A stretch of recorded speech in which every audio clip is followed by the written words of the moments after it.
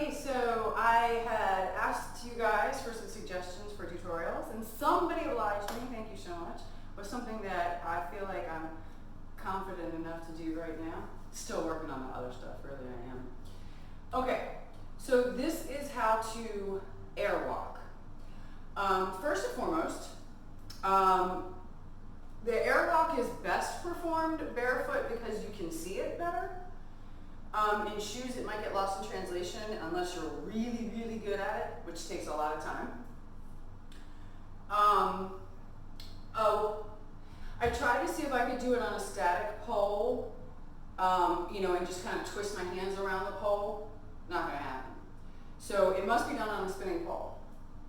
All right, having said that, you may want to walk across the room and just kind of pay attention to your gait. Pay attention to, what moves first. Does the knee bend first? Does the hip go forward first? Does the foot go forward from the hip first? What happens first? So with me, the knee goes forward first, and then the foot goes.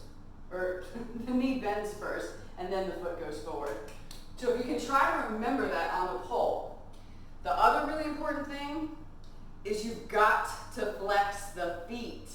And I know that that's considered ugly in the pole world, but for this move, flex feet are going to be your key to making it look right.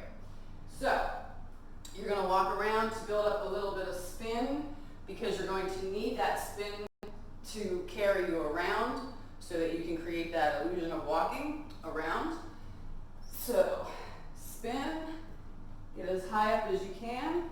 Somebody asked about doing it bracket grip like this, and you absolutely can bracket grip it, but I feel like it kind of makes my butt stick out. And while sticking your butt out is, sexy, and pole's all about sexy, every now and then you might want to be in alignment. And for this one, you want to be in alignment because that's how we walk normally. I mean, I guess sometimes we walk like this. Definitely in high heels we'll walk like that.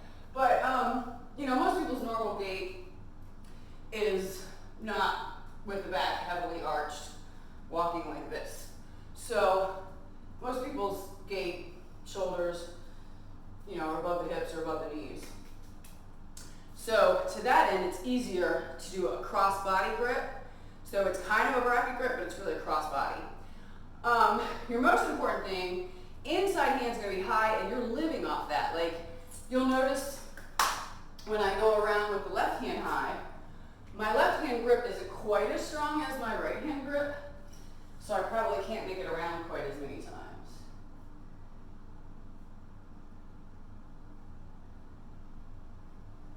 When you're done, definitely have a seat because it looks cooler than just dropping right out of the sky.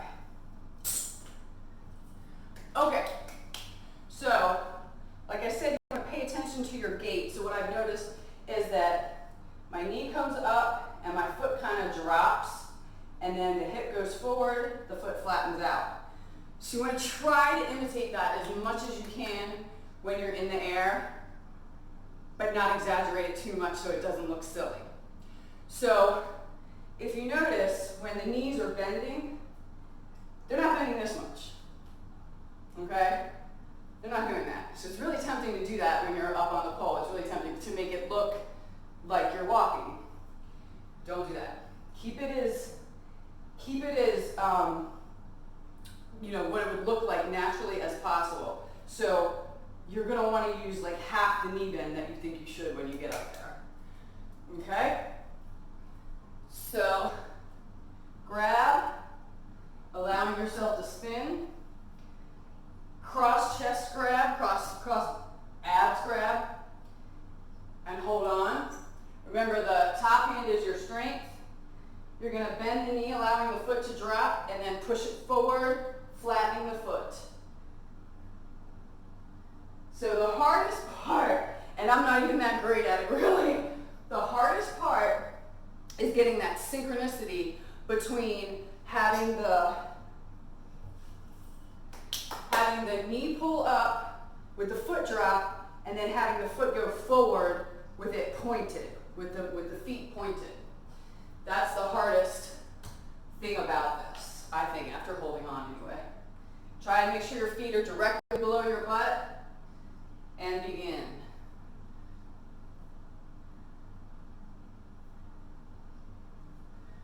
again, when you're done, just go ahead and have a seat on the pole. All right, trying this again on the left.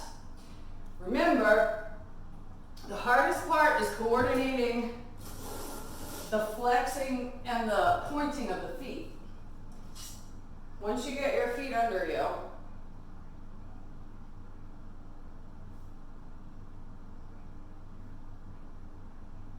just make sure that you flex your feet real hard to make it look like you're flat-footed on the ground.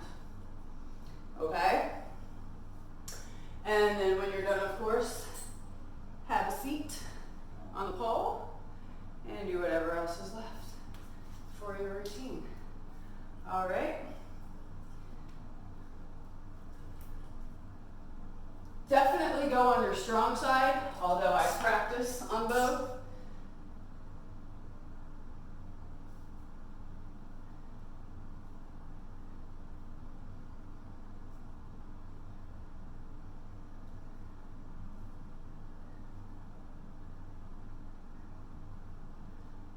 All right. Safe and happy pole.